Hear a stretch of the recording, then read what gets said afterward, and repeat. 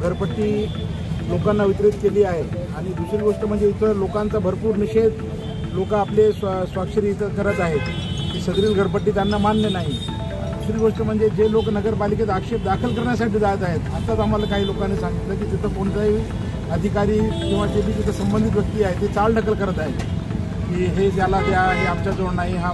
तर आम्ही आता जेव्हा CO साहेब येतील किंवा जे तिथं जे बी अधिकारी असतील त्यांना आम्ही जिल्हाध्यक्ष आम्ही सर्व पदाधिकारी जाऊन भेट घेऊ आणि जी वाढीव घरपट्टी आहे याच्याविरोधात आम्ही तिथं त्यांना इशारा देऊ, नाहीतर आंदोलन आम्ही अजून तीव्र करू। शहर हिंगोलीच्या वतीने नगर परिषद हिंगोलीने जी वाढीव घरपट्टी दिली आहे, साधारण 15 ते 20% दरात जी वाढ केली आहे ती निषेधार्थ वाढ आहे। या वाढीच्या विरोधात राष्ट्रवादी काँग्रेस पक्षाच्या वतीने आज आम्ही संबंध शहरात गांधी चौकात स्वाक्षरी मोहीम राबवतो।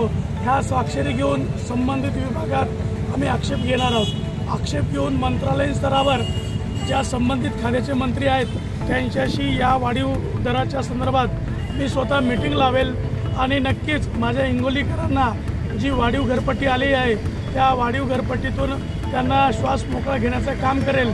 वाढीव घरपट्टी ही साधारणतः 1, 2, 3% साहजिक आहे, मात्र यांनी कुठले नियम लावले, कुठल्या संस्थेला काम दिलं, काय दिलं, कसं दिलं आणि त्या वाढीव दराचा नेमका काय स्वरूप आहे हा कुठलाही लोकांना कळायला मार्ग नाही आहे। त्यामुळं आम्ही राष्ट्रवादी काँग्रेस पक्ष हा हिंगोलीकरांच्या नक्कीच येणाऱ्या काळात असो आता असो अशा महत्त्वाच्या विषयात आम्ही ताकदीनिशी लोकांच्या पाठीशी आहोत। कारण लोकांची जी आमच्या पक्षावरची जी भावना आहे, आमच्या पक्षाबद्दलचं जे प्रेम आहे, अति उत्साह आहे, तो बघता लोकांची अपेक्षा हिंगोली शहरात असं आहे की राष्ट्रवादी काँग्रेस पक्ष अजितदादाचं जे नेतृत्व आहे त्या नेतृत्वावर लोकांचा फार विश्वास आहे आणि हे काम फक्त राष्ट्रवादी काँग्रेस पक्षच करू शकतं हे आम्हाला येणाऱ्या काळात दाखवायचं आहे आणि ते आम्ही दाखवत राहू।